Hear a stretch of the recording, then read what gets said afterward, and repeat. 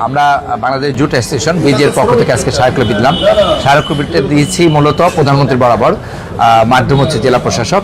আমরা এখানে বলতে চেয়েছি যে গত 8 মাস আগে আমাদের যে কাঁচা পাট রপ্তানির উপরে যে শর্ত আরোপ করে একেবারে বন্ধ করে দেওয়া হয়েছে, টিটি মাঝখানে হয়েছিল, এইটার মাধ্যমে প্রায় সারা বাংলাদেশে লক্ষ শ্রমিক বেকার হয়ে গেছে এবং এই শ্রমিকরা গত ঈদটাও কাটাইছে অনেক কষ্টের ভিতরে, আরেকটা ঈদ সমাগত।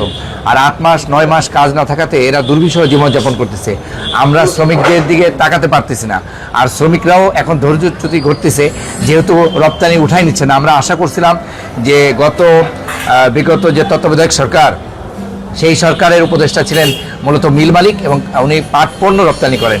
উনি চেয়েছিলেন কাঁচা পাট রপ্তানির উপরে শর্ত দিয়ে এটা যদি বাইরে না যায় তাহলে কাঁচা পাটের চাহিদা বাংলাদেশে কমে যাবে এবং প্রচুর পাট হওয়াতে এটার দাম পড়ে যাবে। দাম পড়ে যাওয়াতে ওনারা ব্যক্তিগত সুবিধা নেওয়ার জন্যই মূলত এই শর্ত আরোপটা করছে। কিন্তু বাংলাদেশে আপনারা সবাই জানেন যে পাট উৎপাদন হয় তাতে আভ্যন্তরীণ চাহিদা, মিলের চাহিদা সব পূরণের পরেও আমরা কাঁচা পাট এক্সপোর্টের পরেও এটা অনেক উদ্বৃত্ত থাকে। কাজেই এখানে বন্ধ করার কোনো যৌক্তিক কারণ নেই।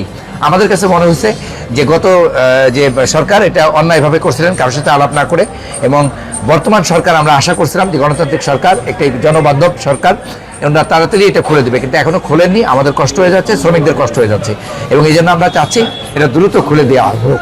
এই জন্যই আমাদের মূলত স্মারকলিপি দেওয়া। আমরা ইতিপূর্বে মন্ত্রী মহোদয়ের সাথে দেখা করেছিলাম, মন্ত্রী মহোদয় আমাদের আশ্বাস দিয়েছিলেন এবং এখন পর্যন্ত খোলেননি। আমরা চাচ্ছি দ্রুত খুলে দেওয়া যাতে লক্ষ শ্রমিক বাংলাদেশে বাঁচে। এবং আপনারা জানেন যে গত 2 দিন ধরে কি শ্রমিক আন্দোলন চলতেছে, এবং আমরাও নিরাপদ বোধ করতেছি না যারা এক্সপোর্টার।